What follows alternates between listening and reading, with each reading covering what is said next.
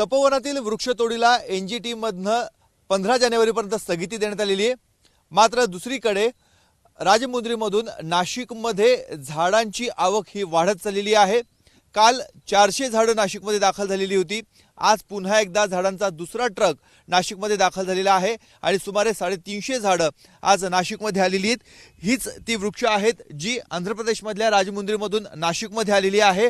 भली मोठी अशी झाडं आणण्यात आलेली आहे। साधारण यांची उंची ही 15 फूट उंचीची ही झाडं आहेत। त्यामुळे एकदा ही झाडं लावली तर नाशिकचा परिसर हा हिरवागार होईल अशी भावना कुंभमेळा मंत्री गिरीश महाजन यांनी व्यक्त केलेली होती आणि त्यानंतर ही मोठी झाडं नाशिकमध्ये दाखल झालेली आहेत।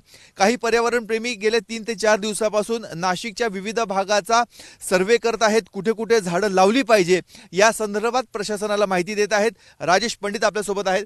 तुम्ही 3 दिवसापूर्वी पण चक्कर मारली होती, फेरफटका केला होता, आता ही झाडं दाखल झाली आहेत। नाही, हे बघून खूप बरं वाटलेलं आहे। आणि आता आमचं काय होतंय, बारीक लक्ष ठेवावं लागतंय की प्रॉपरली लावली जात आहेत नाही जात आहेत, त्याच्याकरता आम्ही कंटिन्युअसली फॉलोअपमध्ये आहोत।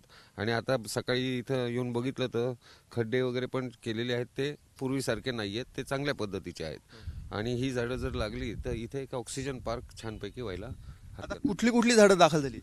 इथे भेंडी दिसतंय, पिंपळ दिसतंय, वड आहे, नंतर तुमचा आंबा दिसतोय, अजून जांभूळ वगैरे अशा म्हणजे स्थानिक प्रजातीची सगळी झाडं आहेत। त्याच्यात वड पिंपळ जे आहेत ते आम्ही आता सुचवू त्यांना की इथं जे ओढा आहे हा त्याच्या किनाऱ्याने जर लावली तर सॉइल इरोजन पण होणार नाही, मध्ये लावली तर वडाचा वगैरे खूप मोठा विस्तार होतो।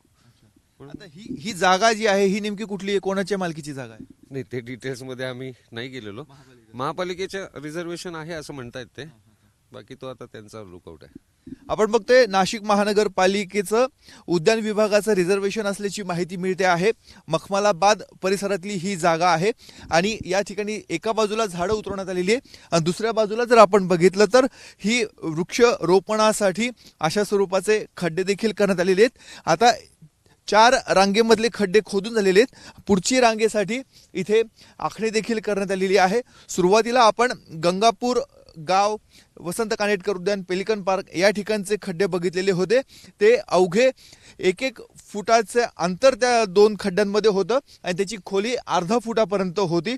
परंतु आता आपण बघतोय मोठेच्या मोठे साधारणतः 3 ते 4 फूट लांबीचे, तेवढेच 2-2.5 फूट रुंदीचे आणि खोली जर बघितली तर 3-3.5 फूट खोल अशा स्वरूपाचे हे खड्डे खोदण्यात आलेले आहेत, जेणेकरून ही मोठी झाडं आहेत, ही मोठी झाडं यामध्ये त्यांची लागवड व्यवस्थित करता यावी। आणि त्याचबरोबर केवळ लागवड करणं हा उद्देश नाही आहे, तर ही सर्व झाडं टिकली पाहिजे यासाठीच प्रशासनाच्या वतीने आता गंभीरतेने वृक्ष लागवडीच्या दृष्टीने विचार केला जात आहे, तशी कार्यवाही देखील केली जात आहे।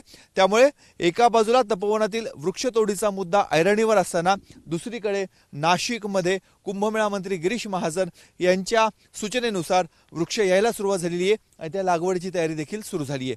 कॅमेरामन किरण कटारेसह मुकुल कुलकर्णी, एबीपी माझा, नाशिक। एबीपी माझा, उघडा डोळे बघा नीट।